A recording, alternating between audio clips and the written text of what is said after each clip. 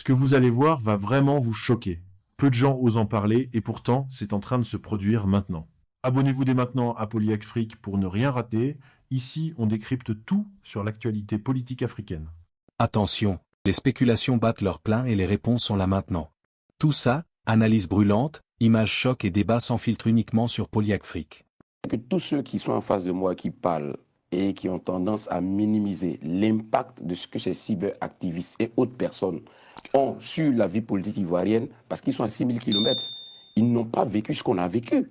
Ils ne vivent pas ce que les Ivoiriens vivent au quotidien. Ils ne savent pas ce que les gens vivent au quotidien. Ils ne savent pas l'impact de ces propos et de ces prises de position et de ces appels au meurtre qui sont lancés depuis des pays comme la France, où certains lancent des appels au meurtre. Je ne sais pas, au nom de la liberté de la presse, peut-on lancer un appel au meurtre parce qu'on estime qu'on a la liberté de parole? C'est même condamné par la loi. Ben voilà. Et en France, ici, on a vu des personnes qui ont été déchues de leur nationalité pour avoir eu des propos. Pour avoir tenu des propos, c'est vrai ou c'est faux? La France est un pays de droit. Mais il y a des personnes ici qui ont été déchues de leur nationalité pour avoir tenu des propos qu'on a jugés incohérents vis-à-vis de la loi. Donc, souffrez vous aussi que des pays qui, eux, ont des lois, qui disent que si une personne a des propos qui sont de nature à porter atteinte à la stabilité, à la paix du pays, et qui sont de nature à susciter la haine et la violence, doivent subir la rigueur de la loi. Mais nous, on a un problème, parce qu'aujourd'hui, quand on finit de prendre cette loi elle s'applique sur un territoire de 322 462 km² qu'on appelle la Côte d'Ivoire. Mais quand quelqu'un est assis à Paris et qu'il s'adonne à longueur de journée à des appels au meurtre, et qu'il s'adonne à longueur de journée à des incitations à la haine, à créer des situations, et que ça a des répercussions au pays, parce qu'il y a des échos aujourd'hui grâce aux réseaux sociaux. Il y a cette possibilité de pouvoir entendre ce message, et qu'il y a des répercussions. Qu'est-ce qu'on fait après? C'est facile d'être à 6000 km et de dire que les gens ont droit à la liberté de la presse, de dire tout et n'importe quoi. Monsieur Norbert, ce que notre pays a vécu, vous ne l'avez pas vécu. Ah bon? Moi, j'étais sur place. Hein. Est-ce que, s'il vous plaît, J'étais sur place. vous n'avez pas la crise ivoirienne, elle date de 3 décennies. Monsieur Norbert Navarro, vous n'avez pas vécu même deux décennies en Côte d'Ivoire, même une seule décennie, vous n'avez pas fait en Côte d'Ivoire. Vous avez quel âge? Vous avez à quel âge avez-vous? Vous ne pouvez pas. Quel âge avez-vous? On va rester sur. On va rester sur le fond. On reste sur le fond. On reste pas sur la personne. On passe sur la personne. Vous parlez de choses, vous ne savez pas né. Mais pas comme la crise ivoirienne, vous l'avez peut-être relayé, vous en avez entendu parler. Vous n'avez pas vécu les affres que les Ivoiriens ont vécu. Mais je suis le seul journaliste français, statutaire français, à avoir vécu la totalité de la crise. C'est archi faux. Mais si, j'étais en Vous aurez la parole. On sait quand vous étiez correspondant en Côte d'Ivoire, on a les dates, s'il vous plaît. Vous n'avez pas réécrit l'histoire. Alors, quelles sont les dates? Quelles sont les dates? Excusez-moi. Mais c'est incroyable. Vous n'avez pas vécu la crise ivoirienne. Mais comment on fait 200 confrères à la réputation d'un confrère, ils se Norbert, laissez le terminer d'abord. C'est un fait. Mais on a c'est incroyable. Laissez-le terminer d'abord. C'est pas en répétant 100 fois qu'on peut devenir vrai. Ça n'est pas en répétant 100 fois quelque chose que ça va devenir. Laissez-le terminer, vous allez rester sur la parole. Il martèle la il martèle une contre-vérité, il va m'apprendre. Maintenant, vous allez laisser parler. C'est le principe. Ça n'est pas en répétant que ça devient une vérité. Laissez-le terminer. Mais qu'est-ce que c'est que ça? On n'est pas à Abidjan ici, on n'est pas sur le plateau de Live TV.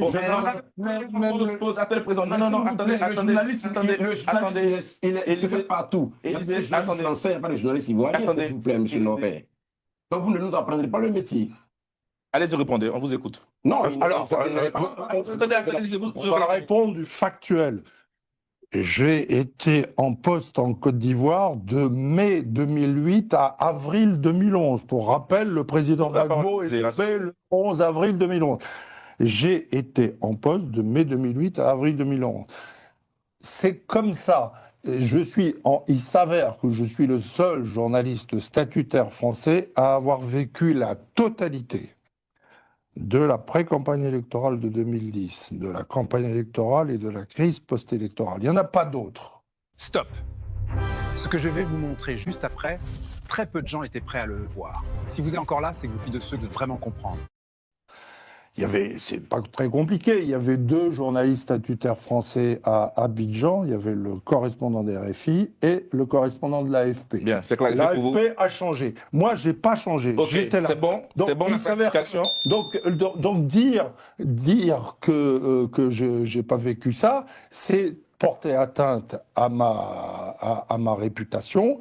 Et le confrère Élysée ne recule devant rien, y compris devant la déontologie. C'était pour clarifier, non, mais vous avez clarifié ce point. Allez-y, Élysée. Non, Élysée, prends la parole, allez-y. Mais il vient de confirmer ce que je disais. La crise ivoirienne ne date pas de 2008 à 2011.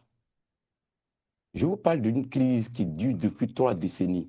Mais vous venez me dire que vous étiez au début de la crise, vous connaissez ce qui s'est passé. Et en 2008, quand vous arriviez, il y avait déjà les accords de Ouagadougou. Il y avait déjà des accords qui avaient déjà même fait taire la crise. On n'était même pas à l'étape des belligérances. Donc vraiment souffrez que je confirme encore que vous n'avez pas vécu la crise ivoirienne. Vous savez parce que les Ivoiriens ont vécu. Un point très. Moi, je vais continuer le Allez-y. débat. Nous qui avons vécu, moi je parle en tant que journaliste, mais en même temps en tant qu'Ivoirien, en tant que citoyen. Nous qui avons vécu la crise, nous savons les affres de cette crise. Nous savons combien des propos tenus par des personnes hors du pays ont eu un impact négatif sur la stabilité et la paix de notre pays. On ne va pas continuer à croiser les bras, regarder des gens parce qu'ils sont à 6000 km, dire tout et n'importe quoi, pendant que des gens s'entre-déchirent en Côte d'Ivoire et que ça a des impacts sur la vie des gens. Et au nom d'un motif ou d'un prétexte de liberté d'expression, on va les regarder et les applaudir des 2 mains. Je pense que les autorités ivoiriennes, qui sont les autorités qui ont posé cet acte, c'est un acte très responsable. Ce n'est pas parce qu'on est opposant, ou c'est parce qu'on est opposant à un régime, qu'on peut lancer des appels au maître. Mais attendez, allez sur les réseaux sociaux, pendant que nous sommes en train de parler ici, ouvrez les réseaux sociaux, regardez un peu ce que les uns et les autres disent. Il y a des dérives totalitaires sur les réseaux sociaux. Mais des gens vont dans tous les sens. Il y a des lois pour empêcher ça. Non, mais c'est pas pour tout le monde. On va s'écouter.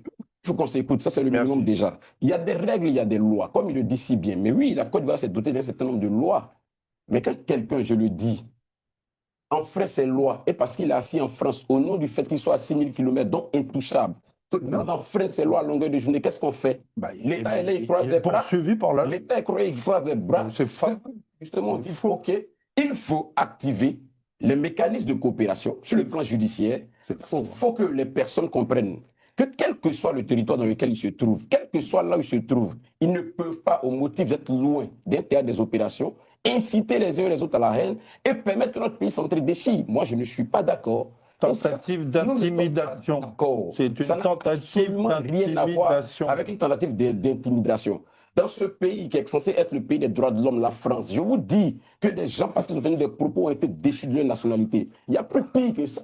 Que les déchoir quelqu'un de sa nationalité qui devient apatride. Dans ce pays, ça a eu lieu. Pourquoi vous n'avez pas crié dans cette nation? Élysée, voilà, merci. Tu es l'invité et puis toi... C'est normal, c'est ça qui parle. Il parle beaucoup. D'abord, je me retrouve réjoui de savoir que quand on c'est la réputation... D'un journaliste, oui. Ah, voilà. Mais tu dis... Non, mais revenons sur le fond. Revenons sur le fond. Revenons sur le fond. Non, je ne permettrai pas ça aujourd'hui. Ok. Rassurer ça. Que, en fait, les accords de coopération, les conventions, quelquefois sont signés ou bien on les signe à plusieurs reprises parce que les lois dans chaque pays n'évoluent pas de la même façon. Voilà ce que vous deviez absolument savoir aujourd'hui. L'information continue d'évoluer et ce qui se prépare pourrait aller encore plus loin.